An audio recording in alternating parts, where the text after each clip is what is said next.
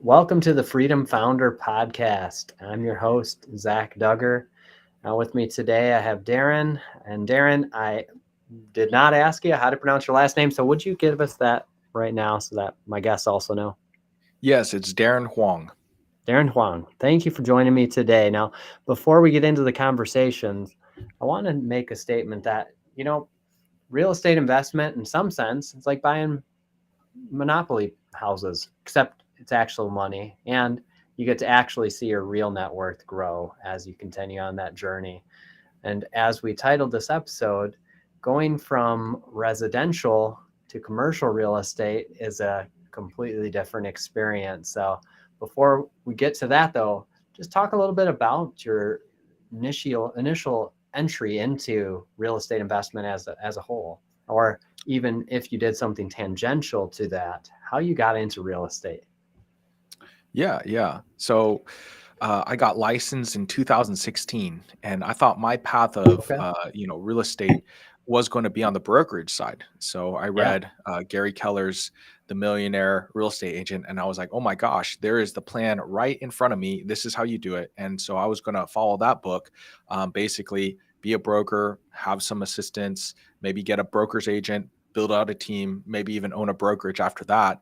Yeah. And I thought that was my path. But it wasn't until 2017 I actually picked up my first investor client, and Yep. basically my world got changed because I was able to see a full cycle deal go through, and I was like, Okay. why am I not doing this? Why am I, so busy doing brokerage, Yeah. and why am I not taking advantage of the wealth builders of real estate? Okay. So you got to see that direct example of someone in this process of real estate investment and got inspired by that person. So as you got that inspiration, how did you get knowledge so that you could actually get started yourself?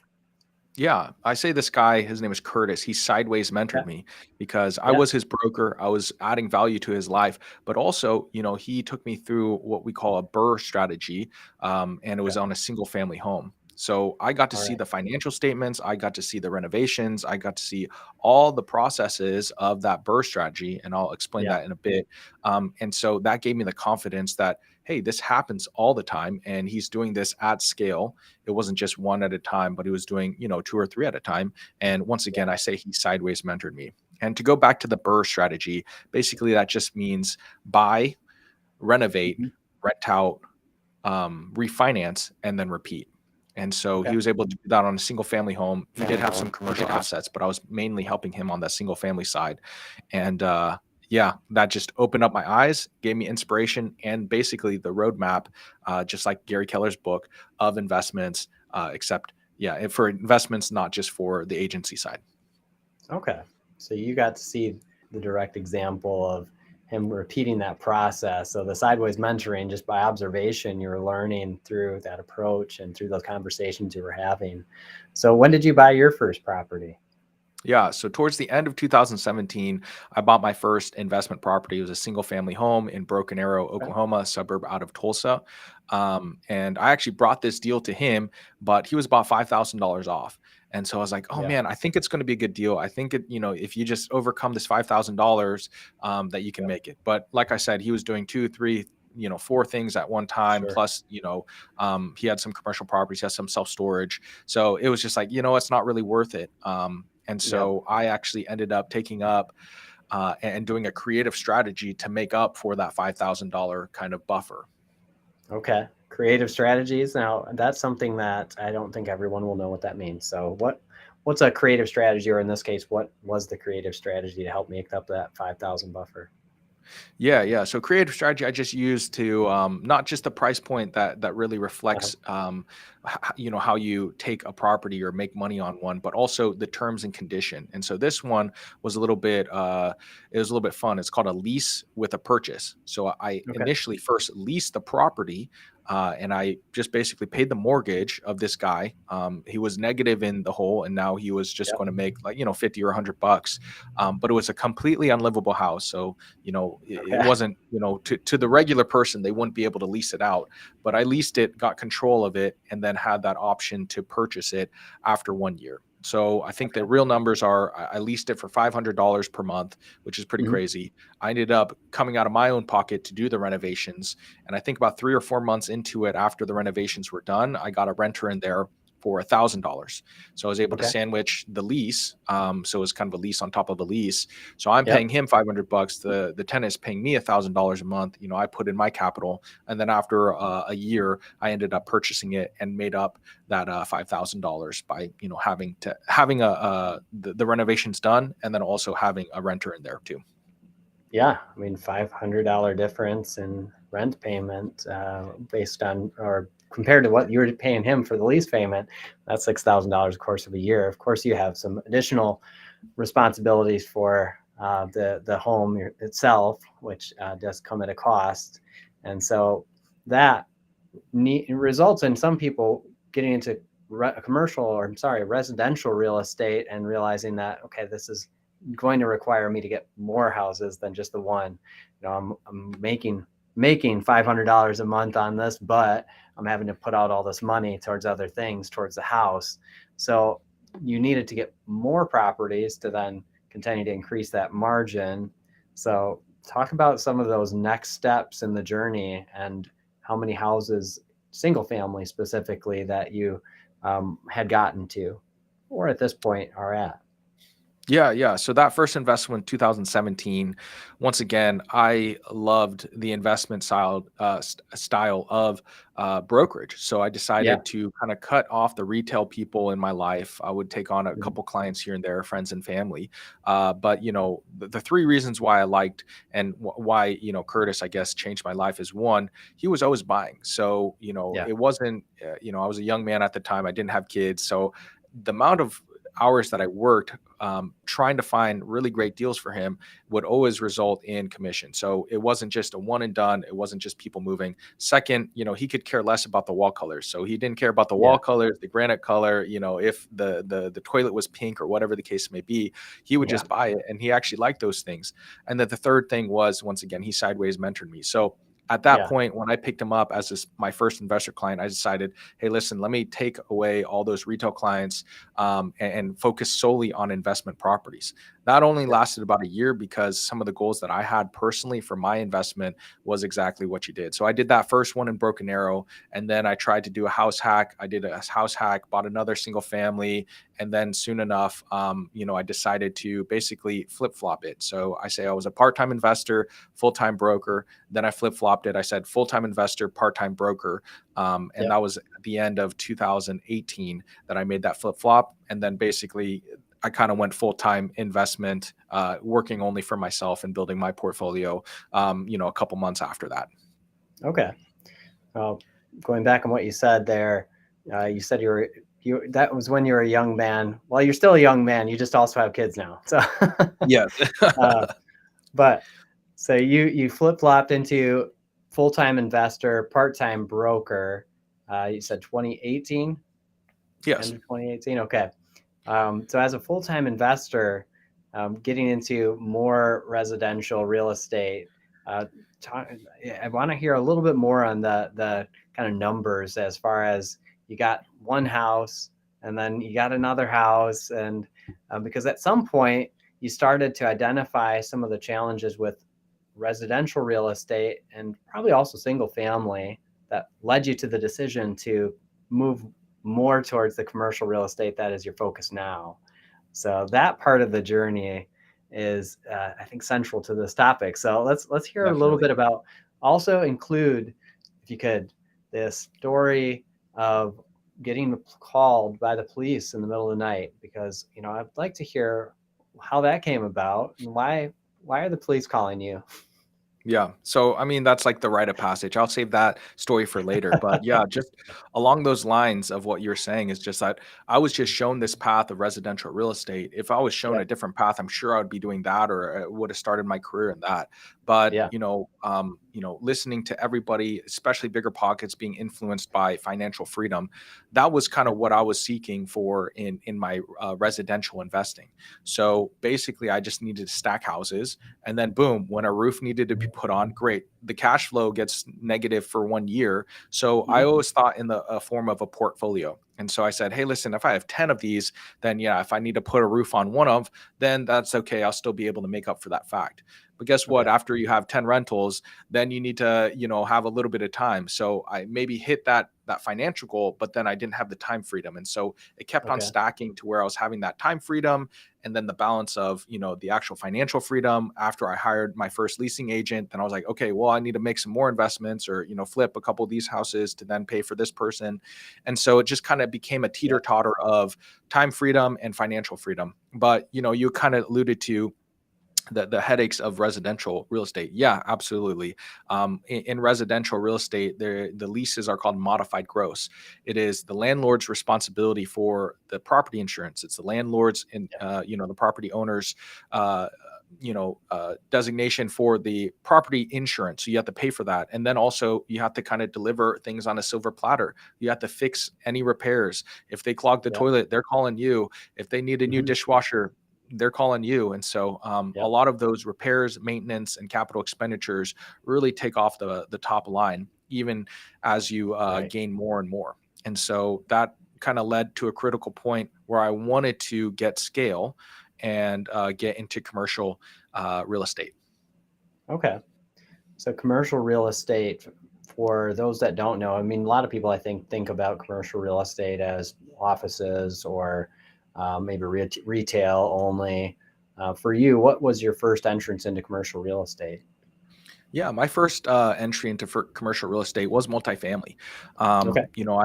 I that was the kind of the thing that makes sense to a lot of people's minds is Yep. a 6 unit. I sold that one, and then I actually ended up buying a 25 unit mobile home park, and I thought my path was going to be residential commercial real estate. So Yeah. think of our mobile home parks, multifamily, which is apartment complexes, maybe some mixed use in there, building community and stuff like that. And Yeah. so in 2022, when I was initially shifting into commercial real estate, I thought that was my path.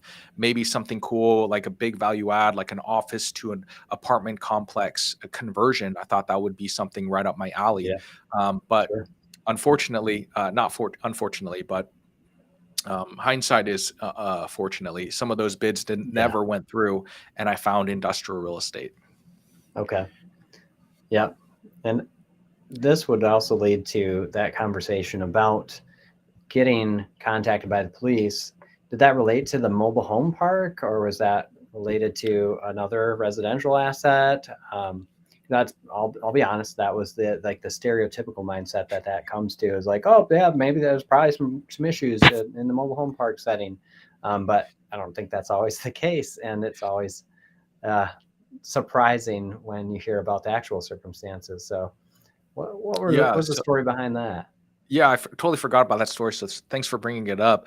Yeah, that story was really interesting. It seemed like a christening moment because of it's a rite of passage on the residential side of things. You hear of these stories being told, and you're like, "Oh, this has never happened to me." I run a really Yeah, good of operations, course. but basically, I remember it pretty clearly. It was the middle of the night.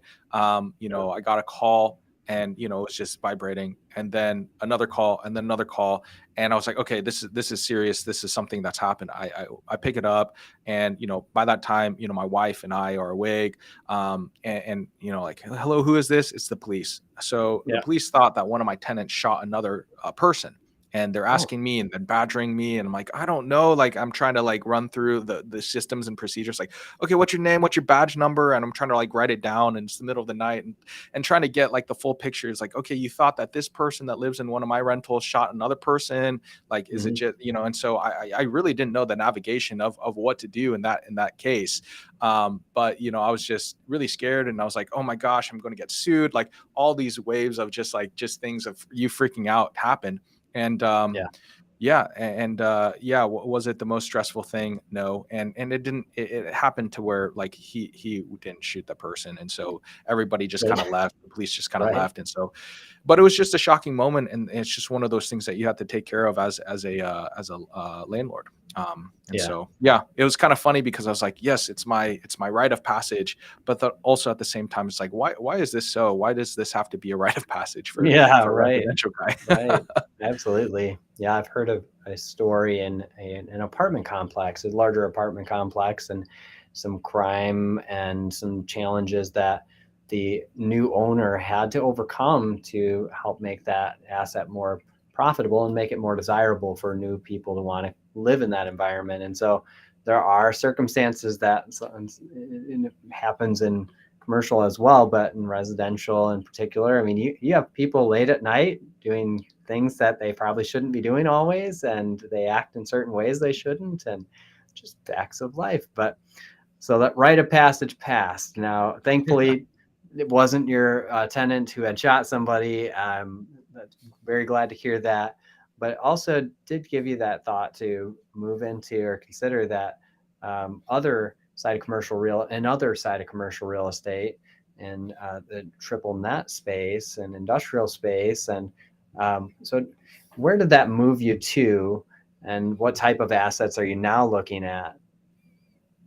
Yeah, so definitely, like, yeah, in 2022, I was thinking, hey, I want to do scale. I want to, Yeah. buy larger things so that I can syndicate funds or, raise Hmm. capital and buy bigger things. And so initially, like I kind of mentioned before, I was looking at multifamily, so apartment complexes. I was also looking at conversions, like office conversions, just because we were Okay. in the tail end of the pandemic. Luckily, Yeah. none of those bids went through, and I just started researching all of the commercial asset classes. And, Yep.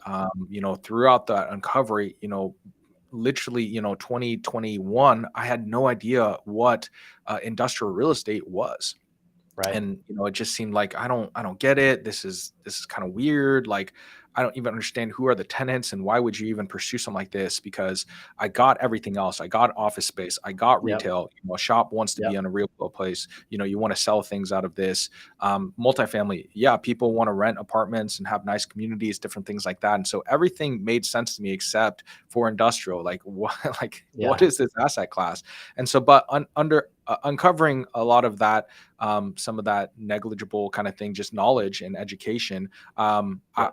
I was floored away by it, and it fits my personality. And I believe that some of the economical headwinds are, undeniable. So I decided to jump in full in 2022. We bought about 100,000 square feet. A little over of that in Okay. 2022, and now in 2023, yeah, we're hopefully going to buy a little bit more, even though it's a little bit more challenging now. But yeah. Okay. What are some of the advantages that you see in your strategy and that fit your personality for industrial space versus residential space? Yeah, yeah. Yeah, I'll break it down. Let me break down like industrial real estate as a Yeah. whole, and then I'll kind of go into some of the economical headwinds that I believe are Okay. really interesting. So, yeah, industrial real estate, what is it? It's actually the largest asset class commercially in United States. Okay.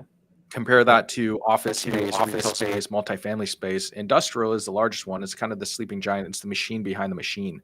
And so there's Yeah. three categories of industrial real estate. One is warehousing. So at the very top level, think of like Amazon or FedEx or USPS, a ton of storage, a lot of pallets, and a lot of things moving around, typically by trucks, by semi trucks.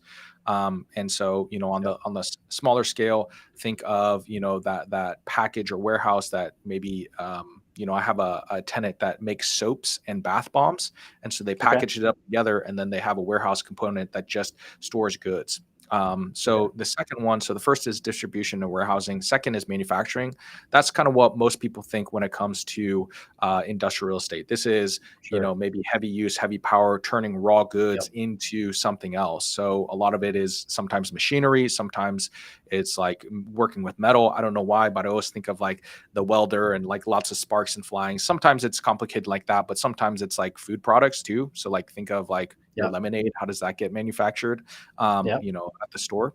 And the third one is flex space.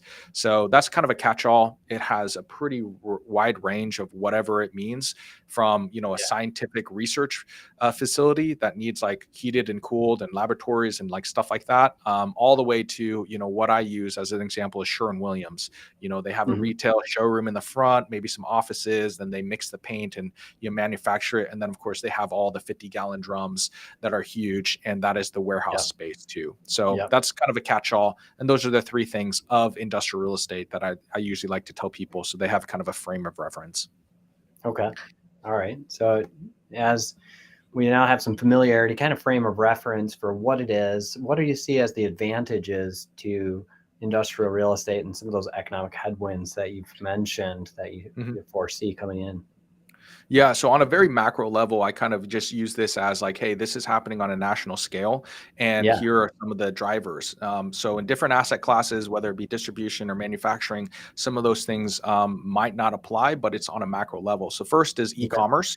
So the rise of e-commerce. 30 years ago, there wasn't a need to put a package on your doorstep in 2 days or less. Right. Now that is the standard. So, Yep. people, if I was to ask someone just even off the street, hey, listen, do you think that e-commerce is going away? Of course not. It's Mhm. not going away. And then the second Right. question I would ask is, do you think it's going to be like, are things going to be bought more online or less online? And most likely they're going to say in the next 10 years, more of that is going to be bought online. So that's just a Yep. headwind.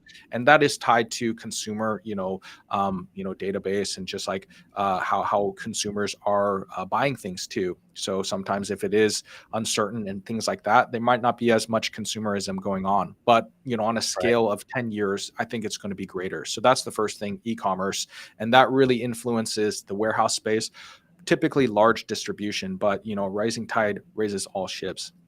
The Yep. second is what's called onshoring. And so this kind of hits the manufacturing side of things. During COVID, um, a lot of things shut down. And Yep. especially when we sent a lot of the manufacturing overseas, we weren't able to get it. So, one, their country was actually shut down. So, China, Taiwan, places like that was actually shut down. And then the logistic nightmare of coming through a port that was Right. clogged without that stuff. Yes. So it's like, hey, I want to sell that thing that's right there. I can't get it Yep. though. A lot of companies are looking at onshoring, which just means that they're going to be taking back their manufacturing to Mexico, United States, maybe Canada, and stuff like that. And Okay. so there's a big Yep. wave of these companies coming back and onshoring their manufacturing facilities so that they have more control. And I Okay. just kind of liken it to, hey, listen, it doesn't matter if it's cheaper if you can't sell it, if you don't have it, then what's Yep. the point of it being cheaper for you, right? And so I Right. think a lot of people kind of just got hit in the face with that, and that's exactly what happened. Yeah. So they're like, okay, yeah, we can pay a little bit more, 10, 20, 30% more, but we're going to still be able to make money on it. So Yeah. that was the second thing. And the third thing is a really interesting dynamic. I haven't really looked into it since COVID, but Yeah. basically during COVID, what happened is people did safety stock. So there's a phenomenon called just-in-time delivery that happened Okay. within the supply chain maybe a decade, 2 decades ago, or something like that. And a lot of them were like, "Hey, listen, we don't have to pay for space. We can deliver just in time the products that Yeah. we can." Now companies are buying up safety stock, especially of their most popular items, keeping that Right. and paying more for industrial space just so that they can sell Sure. it. So think of your lumber yard, think of your HVAC person. Yeah, they ordered an extra 5 or 10 HVACs just so that they have it so they can sell it. But now Right. that kind of influx is a little bit different because everything was on a just in time delivery, and that really did save a ton of money. But yeah, that one's Yeah. that's still out there. But those are kind of the macroeconomics of what I believe industrial real estate is, and that's the headwind. And a lot of that is Yeah. going to be raising just based on some of those aspects. Okay. Well, it's very clear that this is an area you are focused on and learning more about and studying and paying attention to the drivers behind it. Now, shifting gears just slightly, if someone approaches you and says, "Man, I've been thinking about getting into business in some capacity myself," what's one tip you would give to somebody who is interested in being a business owner, being an entrepreneur, whether in real estate or otherwise? Yeah, for me, it was I like to research a lot, as you can tell. So Yep. I picked up the library card, got all the business books specifically in real estate.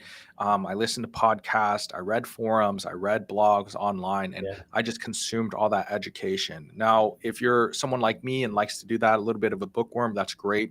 If you're a little bit more social, I would say get into your community, Yeah. join some clubs, real estate clubs, meetups, maybe some professional organizations, and start learning from that sideways, or maybe even getting a mentor. But yeah, either getting a mentorship from someone that you want to do business or the style of business, or yeah, Yeah. just consuming all and any information through books, podcasts, however you learn.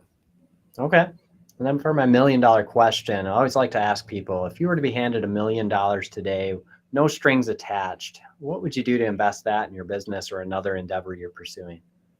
Yeah. And so one of the shifts that's happening within my business is I need human resources. And so Yeah. there's a shift from learning what is everything about a property and everything like that to the leadership component of that. So I would say first and foremost, I want to be able to hire and retain and attract talent, Okay. specifically when it comes to the new venture of raising capital Yeah. and different things that I've taken on in 2022.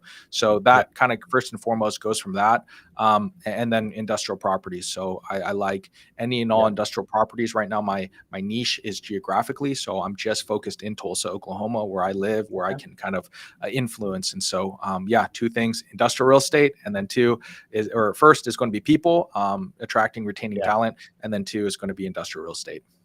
Okay, excellent. Now, if anyone wants to reach out and find out more about what you're doing, learn from you, maybe somebody's out there looking to become involved in some capacity, whether passively or actively in real estate investment, what is the best way for someone to reach out to you? Yeah. So my website is derenhuang.com, Okay. DERENHUANG. You can do two things on that website. You can first just immediately get on my calendar through Calendly, and we can have a phone call or a Zoom call or whatever you decide. And then second is signing up for my newsletter. I have all the access. You can get access to exclusive deals through that newsletter. That's where I break all the news of under contract and raising capital. So yeah. Excellent. And I would encourage people to do that. And if you just want to see some of what Deren's doing, check him out on social media as well. We were talking a little bit before this. You like to put out authentic content, just what's actually happening out there. So I want to thank you, Deren, for joining me today. I really appreciated this conversation, all the insights you have. It's clear that you know what you're talking about and are living it, walking it out, and learning as you move forward. So, and I'm certain you're appreciative of the gentleman who helped sideways mentor you. So, shout out to him as well. So, thank you again. And I appreciate it. And we look forward to seeing what you do in the future.